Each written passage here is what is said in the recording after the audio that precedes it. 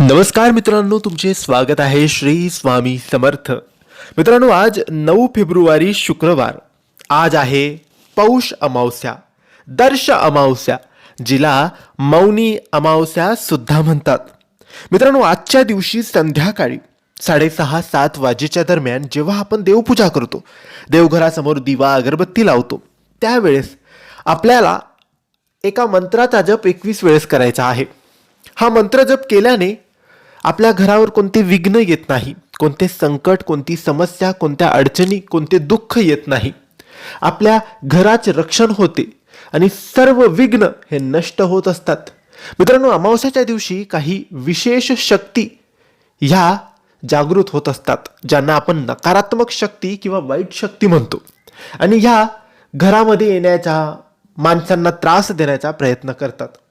म्हणून या दिवशी काही उपाय, काही तोडगे केले जातात. घराची नजर काढली जाते, लहान मुलांची नजर काढली जाते, काही सेवा, काही उपाय केले जातात.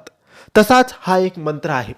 याचा जप जर आपण देवघरासमोर बसून फक्त 21 वेळेस हात जोडून केला तर याचा लाभ नक्की होतो.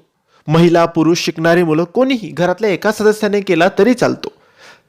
आणि देवपूजा करताना याचा जप करायचा आहे. अगरबत्ती, दिवा लावल्यानंतर देवघरासमोर बसायचं, हात जोडून सगळ्यात आधी प्रार्थना करायची की आमच्या घरावर कोणते विघ्न येऊ देऊ नको, आमच्या परिवाराचे रक्षण करा, आमच्या अडचणी, संकट, समस्या, दुःख दूर करा, अशी प्रार्थना करायची.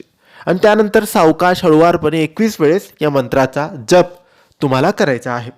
हा मंत्र काही असा आहे: ओम आद्य भूताय विद्महे सर्वसेव्याय धीमहि, ओम आद्य भूताय विद्महे सर्वसेव्याय धीमहि.